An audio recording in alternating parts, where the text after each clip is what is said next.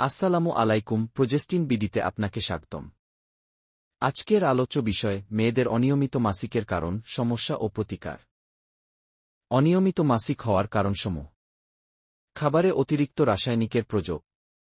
Packet খাবার, অতিরিক্ত চিনি এবং চর্বিযুক্ত খাবার, ফাস্ট ফুড, কোমল পানীয়, অপর্যাপ্ত বা অনিয়ন্ত্রিত ঘুম, শারীরিক পরিশ্রম কম, স্ট্রেস ও মানসিক চাপ এই রোগের ঝুঁকি বাড়ায়। অল্পবয়সী নারীদের অনিয়মিত মাসিকের অন্যতম কারণ পলিসিস্টিক ওভারি ডিজিজ। অনিয়মিত মাসিকের কারণে কি সমস্যা হয়?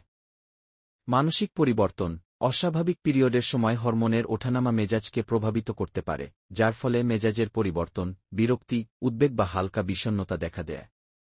স্তনের সংবেদনশীলতার পরিবর্তন। অনিয়মিত পিরিয়ডের কারণে স্তনের সংবেদনশীলতার পরিবর্তন হতে পারে, যার ফলে পিরিয়ডের আগে বা সময়কালে কোমলতা বা ফোলাভাব হতে পারে। জটিলতা।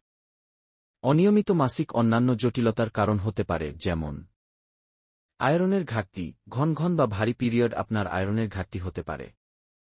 বন্ধ্যাত্ব, খোস এবং ফভের মতো অবস্থা বন্ধ্যাত্বের প্রধান কারণ।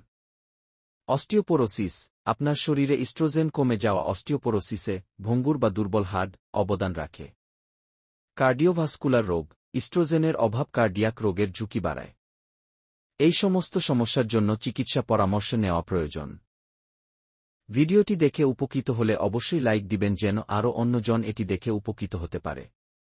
কোনো প্রশ্ন থাকলে কমেন্ট করুন। ধন্যবাদ।